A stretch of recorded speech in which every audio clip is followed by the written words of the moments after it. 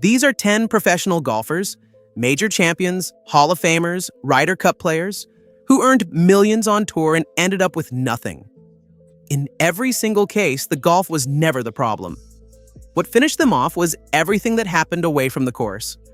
John Daly brought 2 majors, 5 PGA Tour wins, and career tour earnings of just over $10 million to the table. And that is before you count the tens of millions he collected in endorsements from Wilson, Callaway, Hooters, and Loudmouth Golf. By any measure, the man had more money flowing through his hands than most people will see in 10 lifetimes. And then, in a 2014 interview, he sat down and explained where it went. "We figured I lost about $98 million and won about $45 million gambling. So, yeah, I lost around $50 million. $55 million? Gone to slot machines at $5,000 a pull and blackjack tables where he played 7 hands at a time, at up to $15,000 each. The single worst session came right after he lost a playoff to Tiger Woods in 2005. And that's when he walked into a casino and dropped $1,650,000 in 5 hours flat. When someone eventually asked him how a person manages to lose that much money, Daly gave a one-word answer: stupidity. None of that even accounts for the 4 marriages and 4 divorces, which cost him roughly $40,000 a month in support payments. So, or the fact that Wilson pulled his sponsorship in 1997 and left him carrying $1.7 million in gambling debts, plus a separate pile of IRS bills. Callaway dropped him 2 years later in 1999 after he walked out of rehab against their wishes. And by 2007, the tour card was gone too. Today, his net worth sits at roughly $2 million. His bladder cancer is in remission. He reportedly earned nearly $800,000 selling merchandise outside the 2024 Masters in a single week. John Daly survived all of it while continuing to compete on the PGA Tour Champions. The $55 million just didn't. 18 major championships. The greatest golfer who ever lived. And at one point in the mid-1980s, closer to bankruptcy than almost anyone knew. After diversifying Golden Bear into housing developments in San Diego and New York, an eyewear company, a radio station, and oil and gas projects, Nicholas watched his total liabilities climb to approximately $175 million, with personal guarantees on many of those loans, putting his own fortune directly on the line. His COO described the situation plainly: "We were close to bankruptcy." Nicholas himself wrote later that Muirfield Village Golf Club came awfully close to taking me down the tubes. The recovery came from ruthless discipline, firing his CEO, taking personal control, cutting every non-golf venture, and refocusing entirely on course design and licensing. By 1988, Golden Bear was generating $98 million in sales with $10 million in profit. But the story wasn't finished. Late in the 1990s, 2 executives at the company's course construction subsidiary were found to have falsified financial records, disguising $24 million in losses as $2.7 million. The stock crashed, shareholders filed suit, and Nicholas took the company private after buying out shareholders, with his personal losses from that scandal estimated at roughly $30 million. And both executives were convicted on federal charges and imprisoned.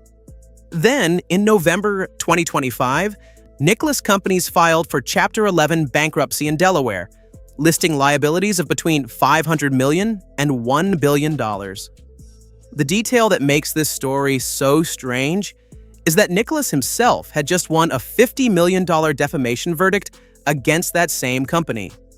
The bankruptcy was their response to losing the lawsuit. He won that fight too. Twice to the edge of ruin, and twice he walked back. 6 major championships. Career PGA Tour earnings above $96 million. A net worth today estimated at $300 million. Phil Mickelson never went bankrupt, and that is exactly what makes his entry on this list so striking. Court documents, a biography by journalist Alan Shipnuck, and a 2023 book by professional gambler Billy Walters collectively allege that Mickelson wagered more than $1 billion over 3 decades and lost approximately $100 million in the process. During 2011 alone, he allegedly placed 3,154 bets, And on a single afternoon in June of that year, 43 separate baseball wagers cost him $143,000 before dinner. September 2023 is when he publicly acknowledged the addiction, describing it as like a hurricane and admitting he had crossed the line from moderation into something that wasn't any fun at all. What many analysts pointed to afterward was the connection between that financial pressure and his role as the key architect of Live Golf, with his reported signing bonus coming in at $200 million. He later posted online, "Haven't gambled in years. Almost a billionaire now." The gambling never technically bankrupted Phil Mickelson, but it quietly drove every major decision he made across 25 years. And that is a kind of ruin that doesn't show up in a court filing. Henrik Stenson did everything right. The 2016 Open Championship at Royal Troon, the 2009 Players Championship, the 2013 FedEx Cup title and Race to Dubai in the same season. The first golfer ever to win both, combined with career on-course earnings of approximately $44.7 million. By any standard, a man who had built his career carefully and earned every dollar of it. June 2008 is when the trap closed. Stenson signed a deal with Stanford Financial Group, and the arrangement made Stanford both his sponsor and his personal investment manager, meaning a substantial portion of his savings went straight into the firm. 8 months later, on February 17, 2009, the SEC charged Alan Stanford with running a $7 billion Ponzi scheme through Stanford International Bank in Antigua, and every account was frozen that same day. $7 to $8 million gone overnight, and not because Stenson gambled or spent recklessly, but because he trusted a man who turned out to be a criminal. Stanford eventually received a sentence of 110 years in federal prison. Fellow golfer Vijay Singh also lost millions in the same scheme. Stenson later described it this way: "I didn't have all my eggs in his basket, but I had a lot of eggs in there and it hurt." He also added that it was probably more disappointing than losing money in a casino, because at a casino at least you understand the risk going in. His world ranking collapsed from number 4 all the way to number 230, and that's when a waterborne parasite led to viral pneumonia that cost him 15 pounds of muscle. Fellow Swede Jesper Parnevik told reporters at the time, "Golfers usually don't recover from a fall like that." Stenson recovered, earning approximately $20 million across the 2013 season. He climbed from number 230 back to number 3 in the world. 3 years after losing everything to fraud, he earned more in a single season than most professional golfers collect across an entire career. 5 major championships, $12.5 million in career prize money, a Hall of Fame induction, and a nation that treated her like a founding saint. Because in Korean golf, she basically was. Seri Pak built all of that from scratch, and then spent the better part of 2 decades quietly using those earnings to cover her father's debts. Her father had a habit of getting into financial trouble, and Seri had a habit of pulling him out of it. That arrangement held for years, right up until 2016, when the family home in Daejeon was foreclosed upon and put up for auction because of debts he had simply not paid. She settled the whole thing herself and transferred the property into her name alone. That same year, he was accused of assaulting a man while illegally gambling, and the demands on her kept coming anyway. What finally broke it open came in September 2023, when Seri's own foundation filed a police complaint against her father for forging the foundation's corporate seal and using it to enter a development project worth approximately $127 million, a deal she had never agreed to and never even heard about until it was already done. On June 18, 2024, she stood in front of cameras in Seoul in tears and said, "Resolving one debt issue only leads to another. Like a never-ending line of debt problems. I can no longer take responsibility." Her father received a suspended 10-month jail sentence in December 2025. Seri Pak never filed for bankruptcy, and that matters. But the money she earned putt by putt across a Hall of Fame career was being quietly redirected for decades by the one person she should never have had to protect herself from. Not every story on this list traces back to a bad decision the golfer made. Some of them are about what happens when the person who was supposed to protect you was the one taking from you all along. Almost no American golf fan has ever heard of Jumbo Ozaki, and that is a genuine loss because the man was one of the most extraordinary athletes the sport has ever seen. 94 victories on the Japan Golf Tour. That is the all-time record on that circuit, 43 more wins than his nearest rival. And Ozaki led the money list 12 times, including 5 consecutive years from 1994 through 1998. But his world ranking peaked at number 5 when he was 49 years old. He competed at the Masters 19 times, and the World Golf Hall of Fame inducted him in 2011. Before any of that, he played professional baseball as a pitcher for the Nishitetsu Lions, and his career batting average came in at .043. 2 hits in 42 at-bats, 24 strikeouts. Switching to golf turned out to be a reasonable life choice. At his peak, Ozaki owned a walled estate outside Tokyo with a backyard driving range, traveled with a personal sushi chef, collected classic cars, and released 3 singles on the Japanese pop charts. A 1997 equipment deal with a Japanese entertainment company carried an estimated value of $20 million. October 12, 2005 is when it ended. That's the date Ozaki filed for civil rehabilitation at the Tokyo District Court, the Japanese equivalent of Chapter 11, with total declared debts of 1.6 billion yen, approximately 14 million US dollars. His lawyer delivered the news in 4 words: Ozaki is unable to repay his debts. Japan's real estate bubble collapse in the early 90s had taken his investment straight down with it. His side businesses had folded, and his last Japan Golf Tour victory had come back in 2002, 3 years before the filing. Back in 1998, he had told a Sports Illustrated interviewer, "I don't have any particular interest in money." That, unfortunately, proved accurate. Ozaki kept competing until age 72, and he died on December 23, 2025 at age 78. The greatest golfer Japan ever produced, and most American fans still wouldn't recognize his name. 4 PGA Tour wins. A second-place finish at the 2007 PGA Championship, 1 shot behind Tiger Woods. A spot on the United States Ryder Cup team that same year. Woody Austin had the career. What most people do not know is that for 7 years, he also had a name badge.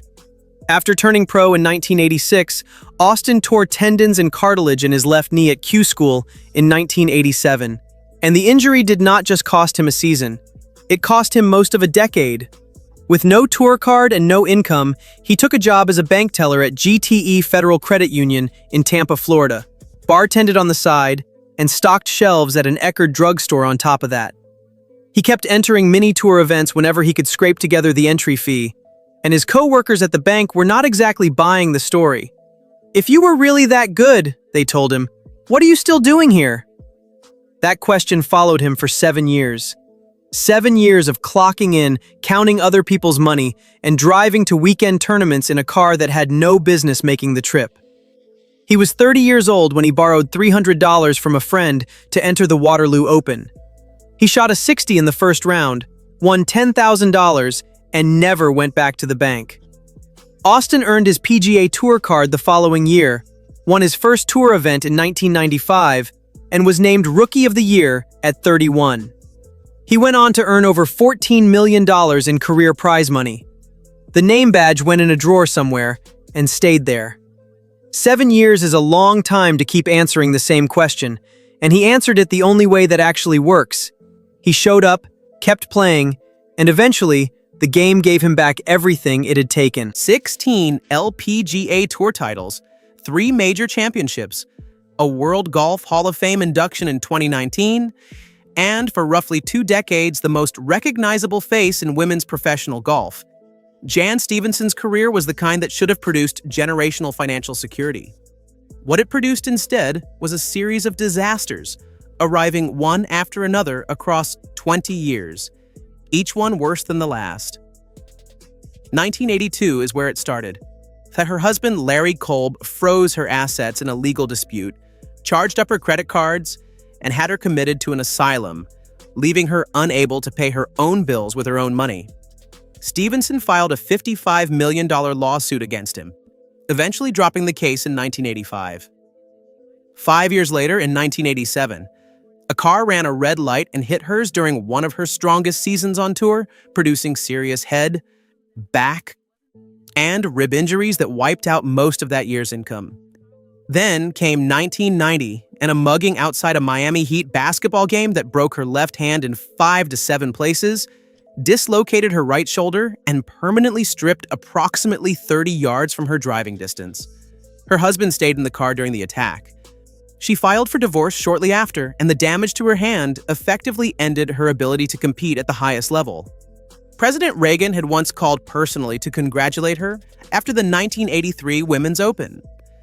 By the early 90s, she was trying to rebuild a golf swing around a hand that had been broken in 7 places.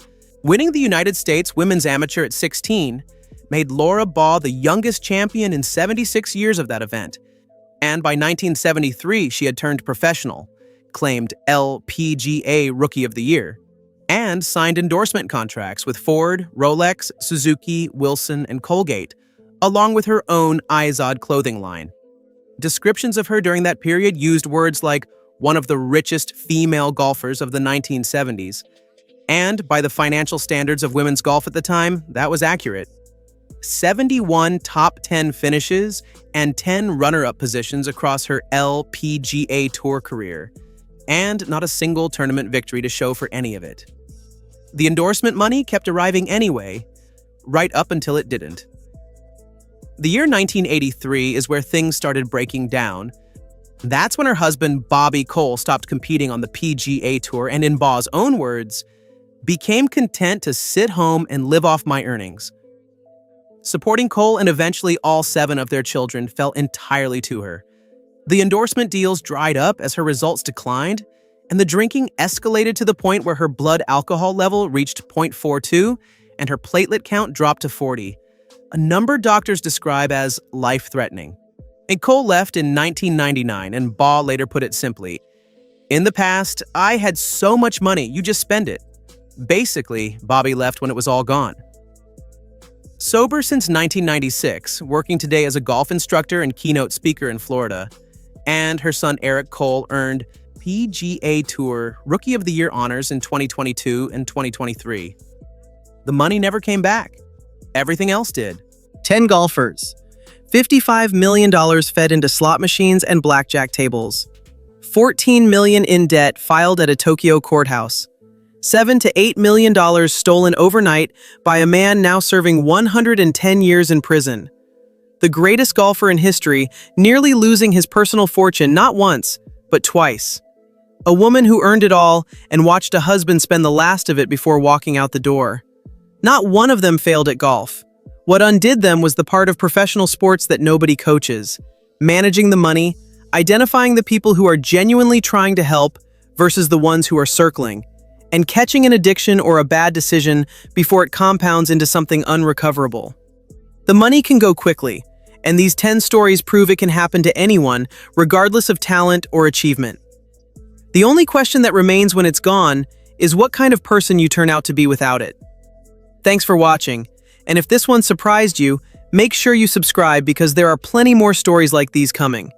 Drop a comment below and tell us which of these 10 you had never heard before today.